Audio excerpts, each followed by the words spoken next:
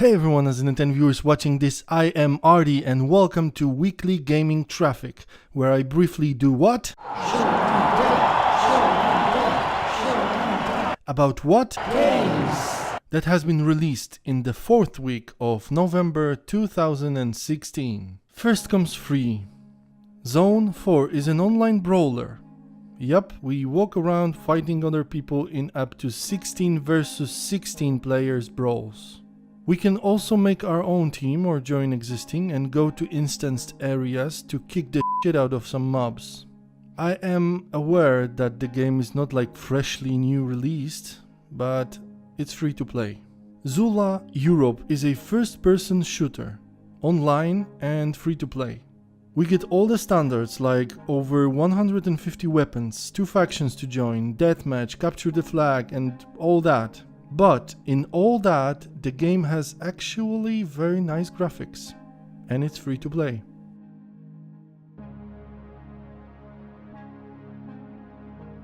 There is tons of side-scrolling shooters like this, but Trouble Witch's origin definitely stands out with its visuals. All the background artwork, enemies, bonuses, even explosions, the art style in general looks awesome. It is sad that the game offers only 720p resolution, but yes, the visuals highly inflate the fun coming out of shooting everything on our way. Donuts'n'Justice is retro-looking shoot-em-up side-scroller inspired by shows about super cops from 80s. No matter if we walk or run on streets or we are in a car chase, we must shoot bad guys. Who are the bad guys? Biker gangs, triads, even aliens, and of course bosses to eliminate at the end of each stage. Donuts'n'Justice offers lots of classic arcade fun. Wait, I forgot to say that we can play in single or co-op mode. Damn, I know what you're thinking, but it's not me. Another classic, Bullshot, is a platform shooter, I would call it, or run and gun type of game. We can make the graphics look older by adding TV filters like VHS, CRT or black and white. 9 levels plus 5 bonus stages, multiplayer mode and endless ammo. That's right. All that for relatively low price. We just had witches, donuts, cups, bulls, so now it's time for Cyber Chicken, of course. This one is also platform shooter / run and gun classic gameplay, but it looks very modern. Yes, neons everywhere. Cyber Chicken is 2D game in 3D environment. We can buy and upgrade weapons, do some parkour in semi-open world in 13 levels, listening to original soundtrack and fully voiced cast. Let's just throw guns away. Time to shoot with some magic. Fallen Mage is a top-down spell shooter. What we do and where we go in the game highly relies on the story, but the game hides lots of secret places for us to discover. Other than that, lots of enemies and bosses to neutralize with several spells we can use, 3 difficulty levels and arena maps. The question is how much you are willing to pay for 4 hours of gameplay. Time to stop shooting and start thinking. In Disoriented, we just walk and press buttons. And we must get to the exit. There's this one problem, which is shown on the screen right now. Yup, and this is why it's a puzzle game. Chilie is a puzzle game for younger people. It tells a story interrupted with mathematical or manual / reflex puzzles to solve. In the second case, it's just pressing keys after what is shown on the screen. Visuals are nice and the story is funny. This is how they should teach youngsters in school, or this is how homeworks should be. Engaging. If you like everything Japanese, Zenza is one of those puzzle games. What you do here is put colors and shapes together to achieve balance. The balance highly depends on the 4 seasons which we play through. Quick look at bunch of 99 cents puzzle games. In Estiman, we estimate to eliminate to solve. The gameplay is pretty much endless. Liquid Pinball is not for people with shaky hands, or I should say that is a good game for shaky people with incredible luck. One way or the other, we gotta get that liquid to a hole. That's right. Hex Phase is about colors and hexes, and it kinda reminds me of solving Rubik's Cube. Runes, on the other hand, is about colors and not runes, but marbles.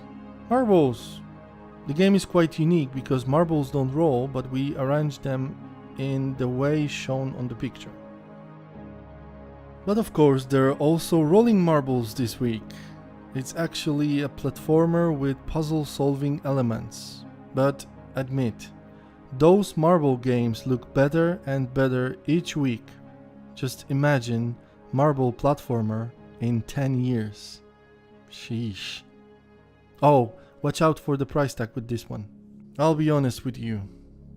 I don't know anything about American football, and I have no idea why they call it football when players run around with giant leather almond in their hands.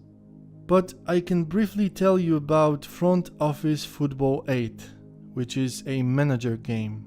It has lots of features like proper aging of players, 10,000 hometowns for each player, game plans to plan strategies, and you know what? This game has tons of features, so if you want to manage a team of players running around with giant leather almond in hands, I say this game seems perfect for that. And if you want to manage your favorite rugby team, then know that Rugby Union Team Manager 2017 is out now. The game seems to offer everything that such managers should feature, and what caught my attention is 3D match engine, which allows us to fully adapt tactics and playing styles and see how it works live, not just as dry numbers and statistics running through. After all, why all this managing? To see how your team plays, right? No? 2 games about drifting has been released and I tried both. First one is Pick Angle Drift Online. And let me cool you off, the game is not online, not in the way you think of. It's just ghost cars of other players scene.